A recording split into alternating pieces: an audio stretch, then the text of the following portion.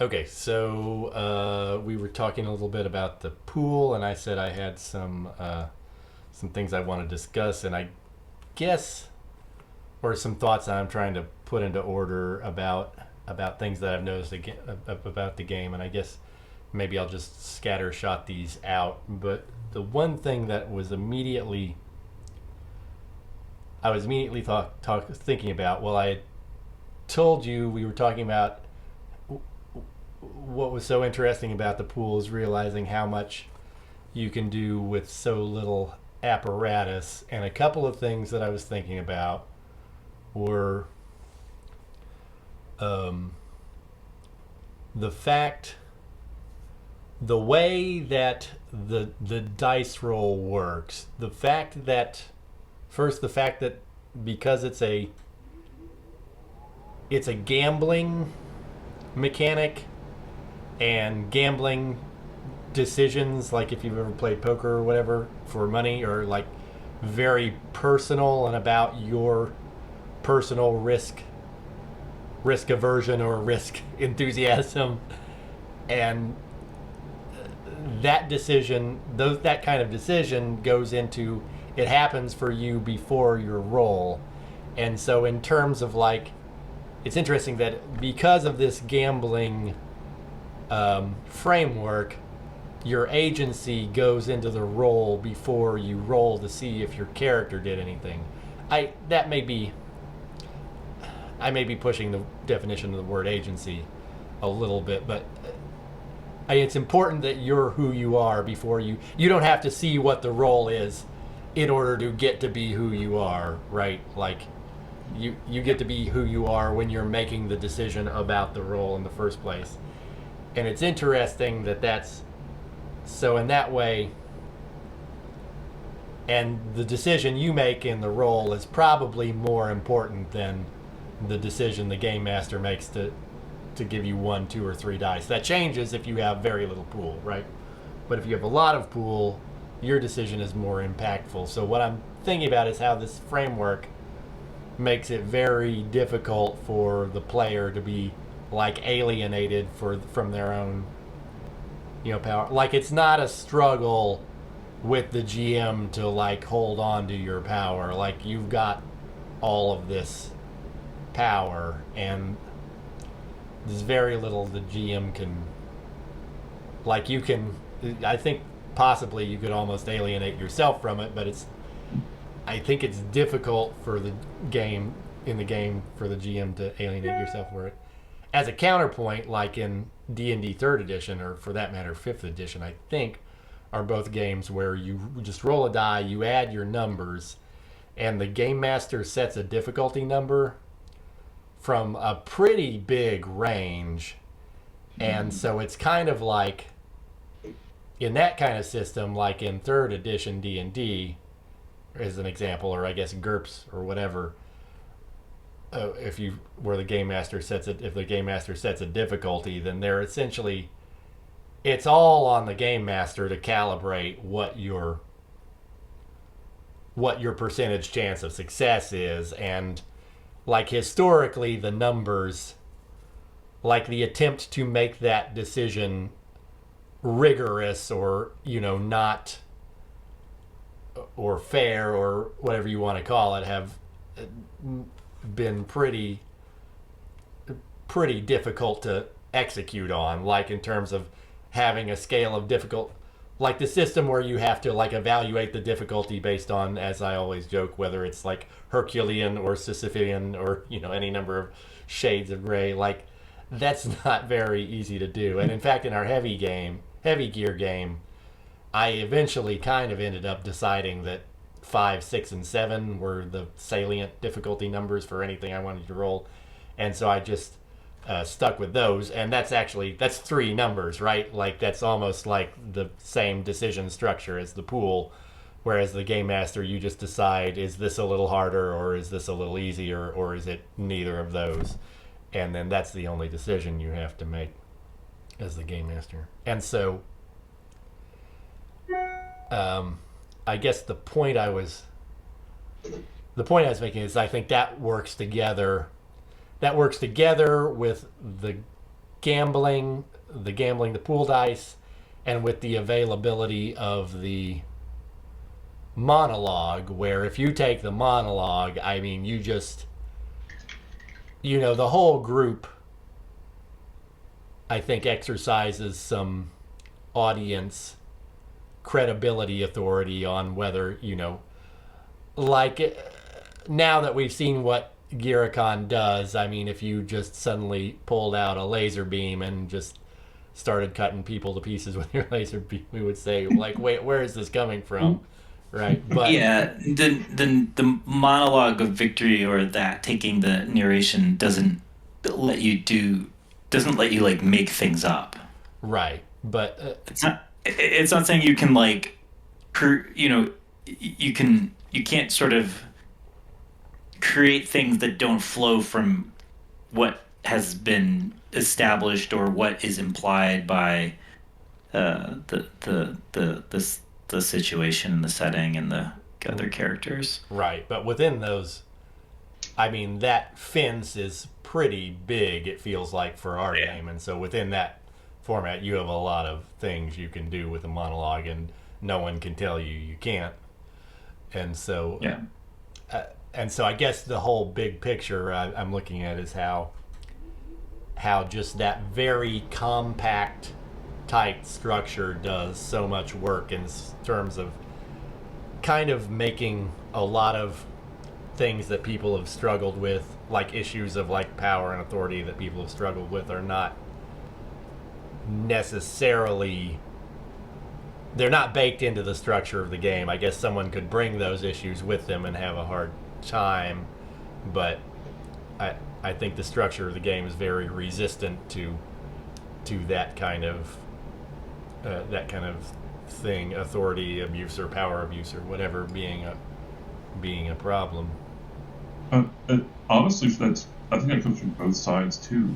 Um, they've put some things into D&D 5 that make that conflict a little better, actually, because Okay. they've got the numbers smaller, and there's some certain DCs that are kind of not More officially benchmarky. nominal, but sort of, right? Okay. But in third edition, I think is a great example because it was almost from the beginning, it becomes a race between the DM and the players to who can become more powerful, right? Right. Because the players are constantly getting new cool stuff, and the GM has all these tools where they can ramp up the difficulty almost. I mean, yes, you do it at will, but the rules allow you to really ramp it up, right? Two-headed dire rules of legend, right? You put on all these little words Right. onto the creature, and suddenly, like, it's a geometric uh, expression of power, right?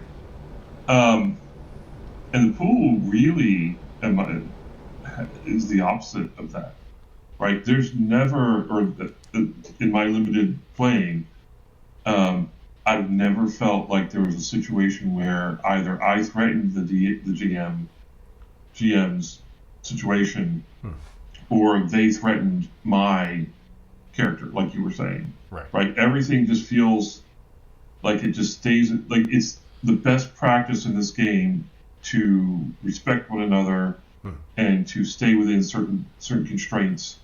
And it's not difficult. It's not an effort. It's like, oh gosh, I gotta watch my monologue of victory. It's not like that. It's like, yeah, okay, I'm gonna give you a monologue and then we'll keep moving, right? Yeah. So Yeah.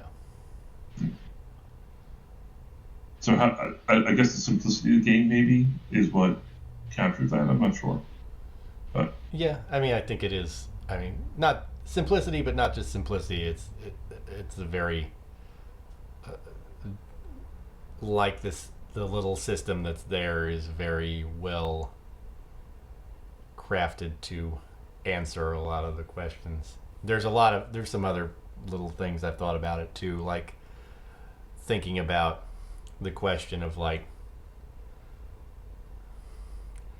this is kind of a side topic, but like thinking about the question of whether you would add to the pool if you wanted to change the mechanics or build on the mechanics, and like a surprising number of things are like extrapolable from the information. Like injury is kind of built in and like when you fail and lose a bunch of dice, it automatically hurts you, like not just your character.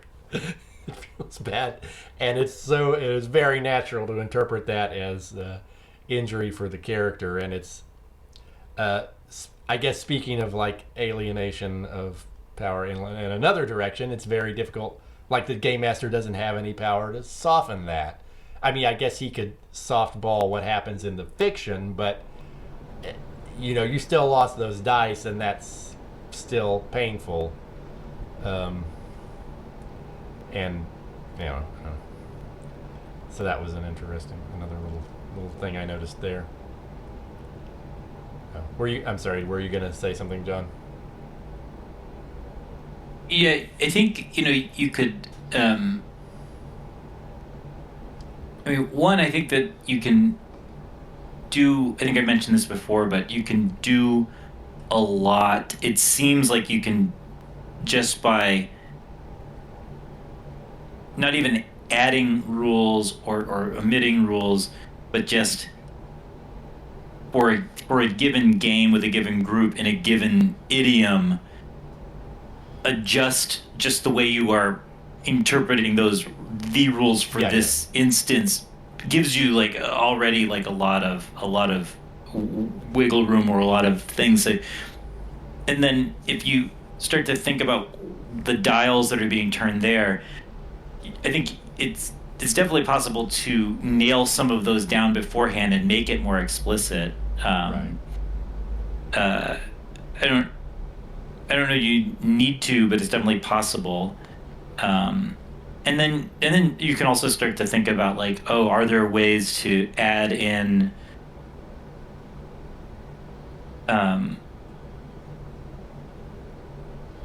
there's probably other ways, because you start to think of like, oh, you could add in different ways, like, oh, should there be other ways to like refresh your pool, like in fiction, like should you have some type of way to like refresh the pool like, that is goes related to like in the fiction or something, related to the fiction, which I was like, oh, maybe that's but then as I think about it, I'm like, yeah, I don't want to do that, but but that's a possibility. But like, so, but yeah.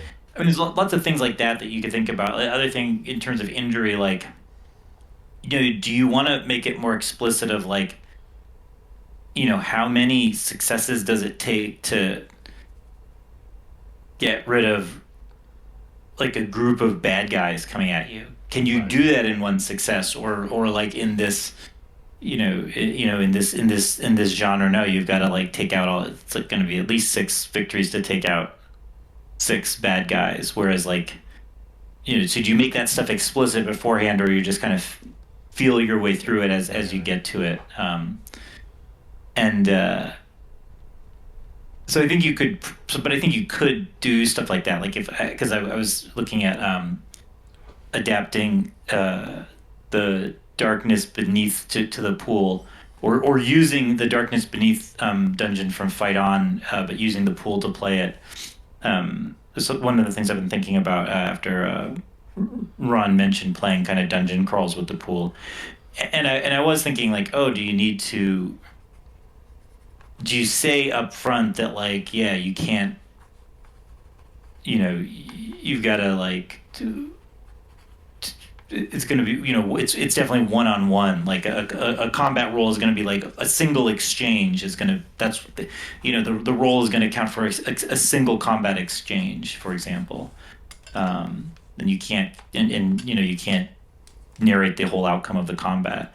But if that's the case, then like, what's the,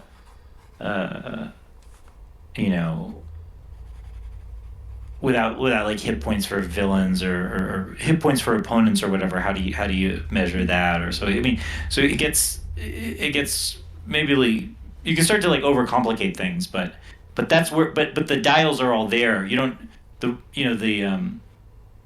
you also don't need to set them ahead of time and just kind of could see what happens too. Is the other thing too. Right. I mean, but a lot of the dials are already there in how you're going to be playing it. I guess that's all my point.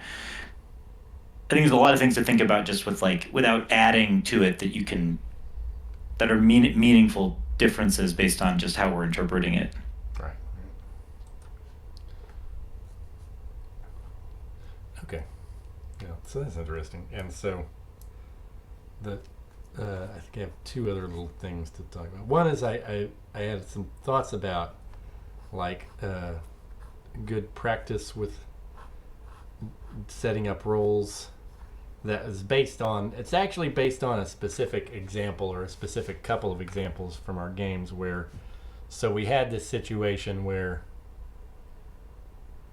in the first game where Sean, you had your character, the Lotus Seer, trying to, using her magic to like sow chaos with a crowd, and I was sort of like asking why or what you were trying to accomplish, and like I was like, but these soldiers are gonna do what they're gonna do anyway, and like you were trying to explain it to me, and then we ended up going to the role with the intention, like I sort of wrangled you into saying, well, ultimately you're trying to cause chaos so you can get through the crowd and get to Giricon and to rescue him, and we sort of did that role, and then you took the monologue of victory and you described a very interesting scene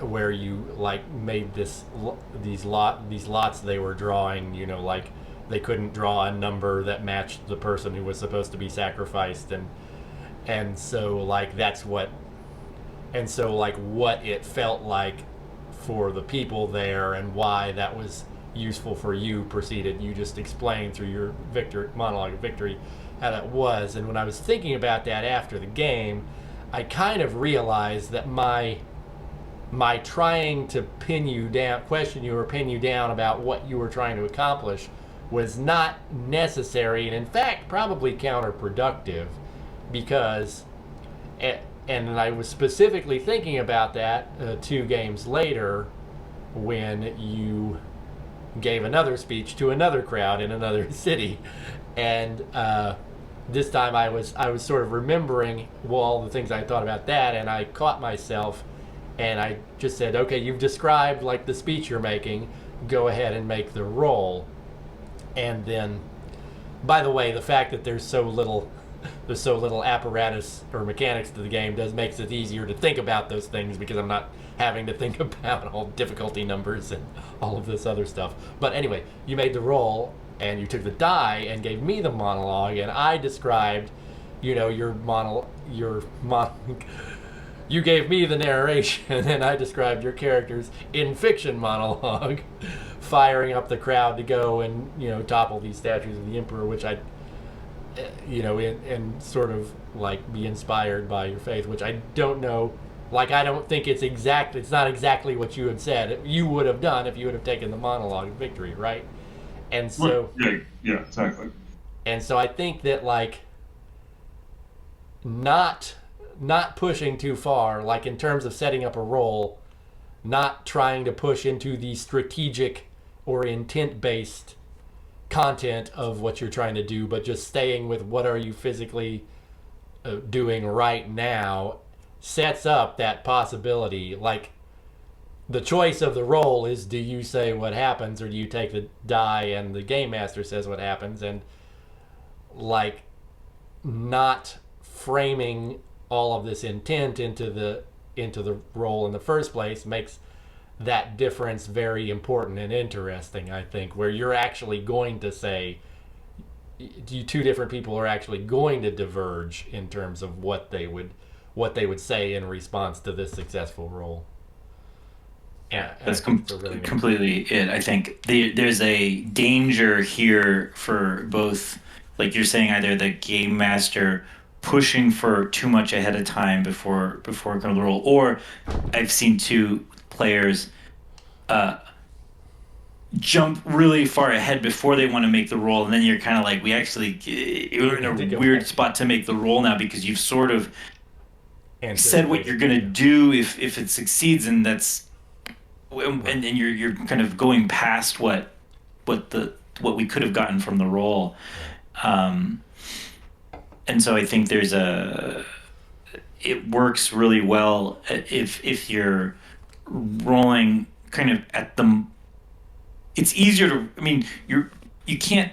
If you roll too soon, then like you don't really know what's going on at all. So there's like a. I don't think it's like a sweet spot, but there's like a zone where okay, we've established enough that the roll is going to be give us the role is going to kind of meaningfully help us figure out what the details are of how this is going to look, Right. of how that uncertainty is going to resolve. But it's hard to say, like excuse me, but it's like one of those things that's like you kind of hard to know exactly until sometimes it's hard to know until after you've gone past it, and then you're like, oh wait, we did go a little too far, right? We pushed a little too far.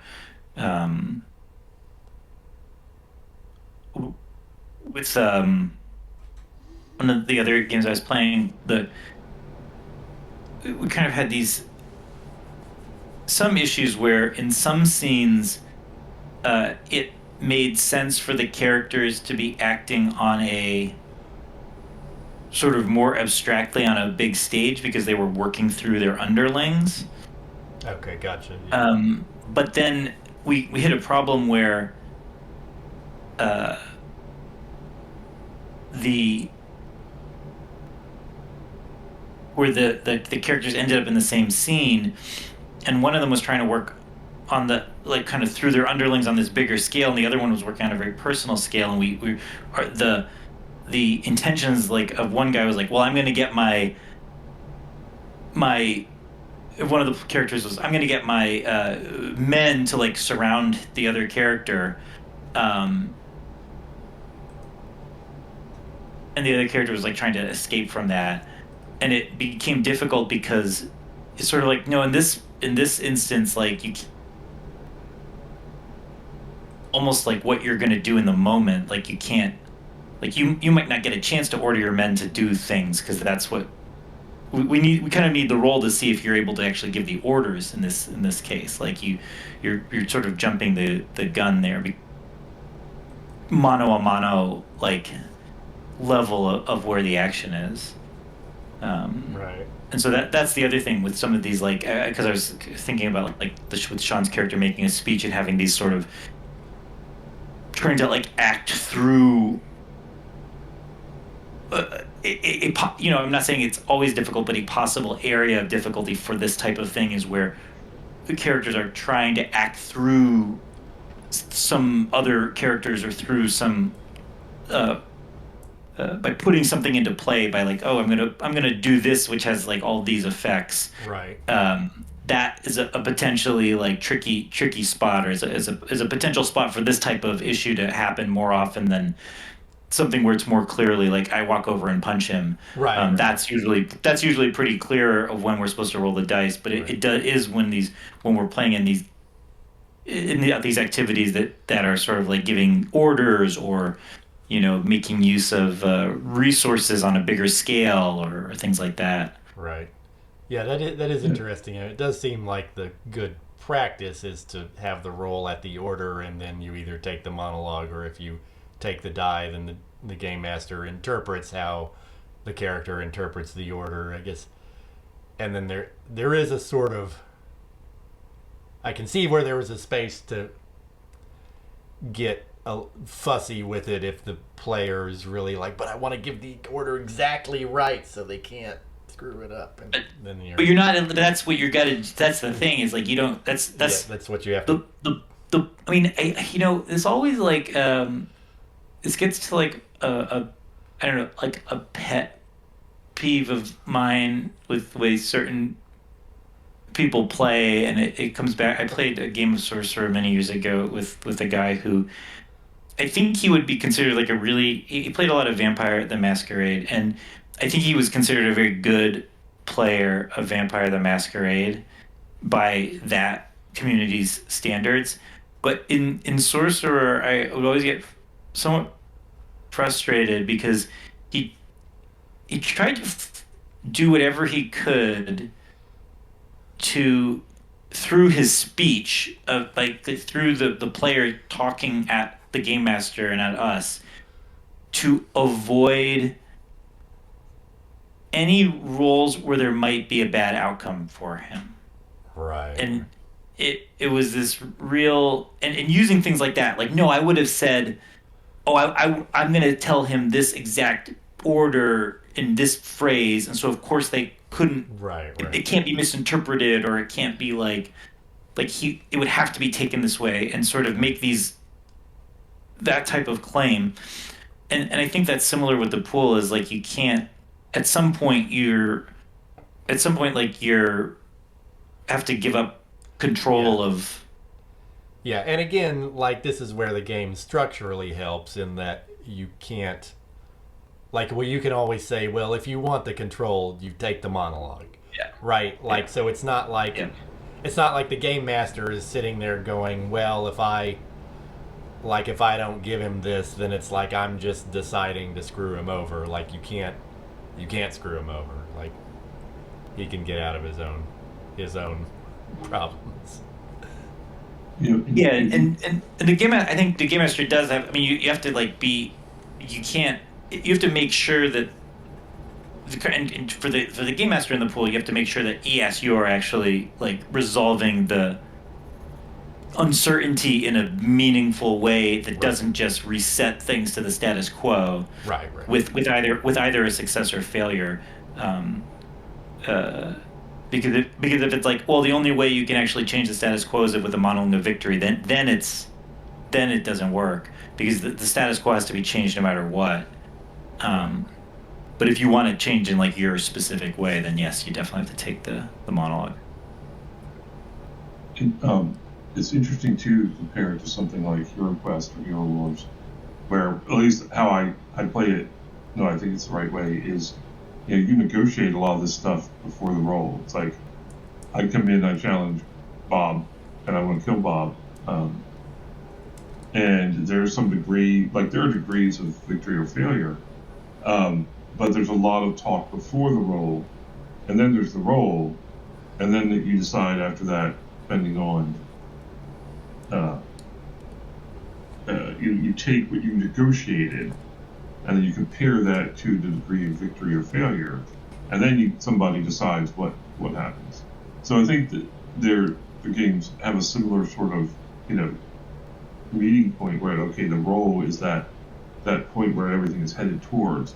It's just that with the pool, it's a lot more, or a lot less negotiated. You're just recognizing that there's a conflict, right? Yeah. Things have gotten to the point where we just can't talk our way out of it. And so, okay, now we need to roll, and then, like you were saying, and then pass or fail, something changes.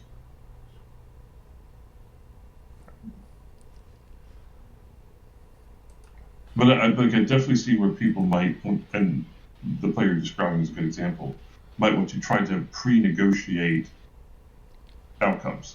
Right? Yeah, and you can see that. I mean, like, people. It's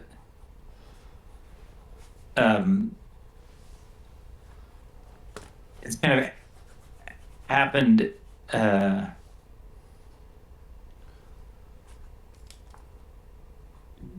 I've seen people try it in the pool to like kind of do that, to like say like, oh, I'm setting all this up. Like, I'm gonna say all these things to set this up so that when I make the roll, like, it has to work. Like, it doesn't make sense for it not to work. But, well, it's not how you can't kind of target. It's not like, I mean, it isn't like the way.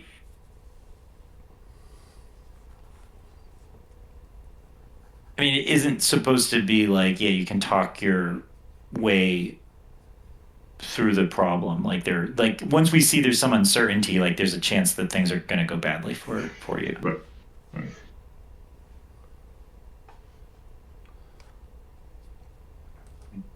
Okay. And then I did just want to talk a little bit about one last topic I wanted to just sort of throw some thoughts out about, was just general idea of specifically doing fantasy with the pool, and kind of like different ways to set it up. And the way I sort of am coming into this is thinking about, like, so the way, we set up this game is I just showed you a picture, from a Japanese video game, and with all of these fantastical characters in like a montage, all looking nobly into space or looking sinister or whatever they look like, and you sort of like just made your characters inspired by that. And I think you both ended up, and I have ultimately ended up with the NPCs. We've all ended up just kind of picking specific characters from the picture and like making up our own stories about them. But that's sort of how you both made your characters, and you started with pretty vague. You've got a monk from this Failed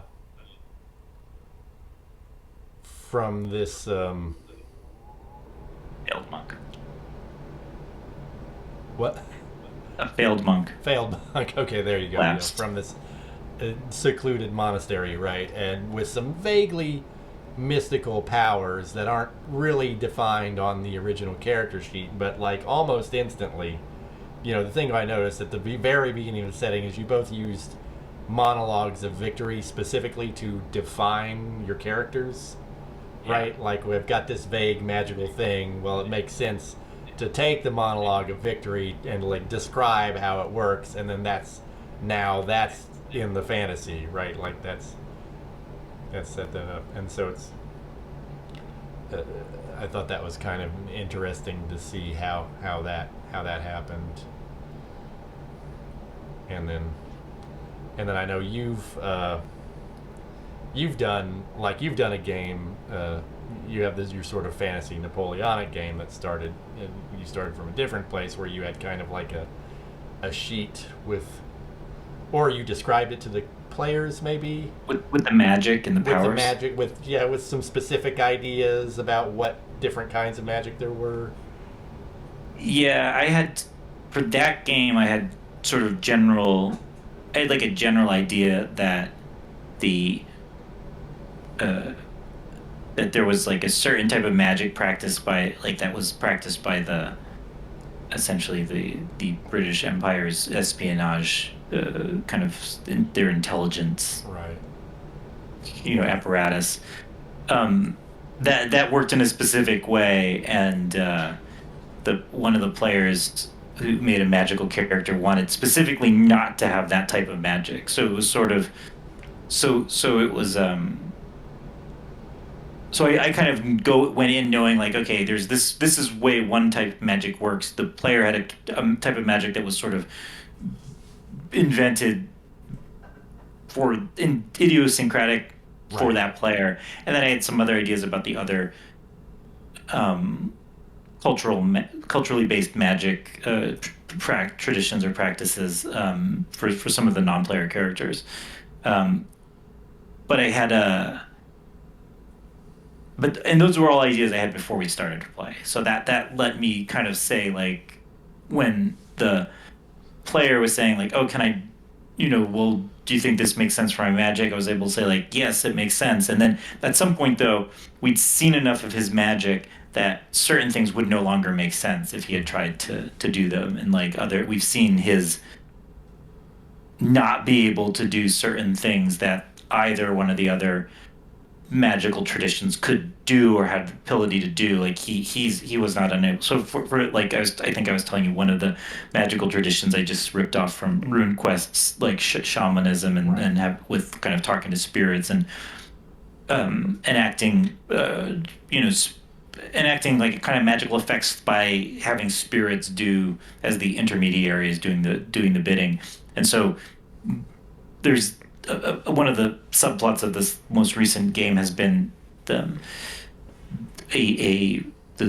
guardian spirits of this city had run away, and the player character who has this idiosyncratic personal magic, he had no ability to kind of go find them and kind of call them back. He had to get a non-player character who had access to that type of that realm of magic to do that for him. He couldn't do it himself. Because we kind of said like, well, it doesn't really make sense based on what we know about your magic. It doesn't actually make sense that you'd be able to communicate with these spirits in that way or have that connection to them. Okay. But did anyways, that's a long. I don't know if that is helpful. I don't know. It's a lot of detail, but maybe it's sort of just easy to say like, yeah. I define some certain things in a game that I haven't played, but I shared the documents with you. I did lay out in a in the in the documents that I would give to a player if we were going to play it, and I shared those with you, Rod. I was like, these are the. I think there's like two types of magic, or three. There's kind of or three types of magic, and I was I'm very specific in that about like what types of effects that they can have. And so you're there's a lot of room within those constraints, but I was very specific about like, this type of magic does these things and that type of magic does those things, and they don't mix. Right. Well, one thing I was curious about. So in that Napoleonic game, was there a character who had the magic that you had described the parameters? No, no one did.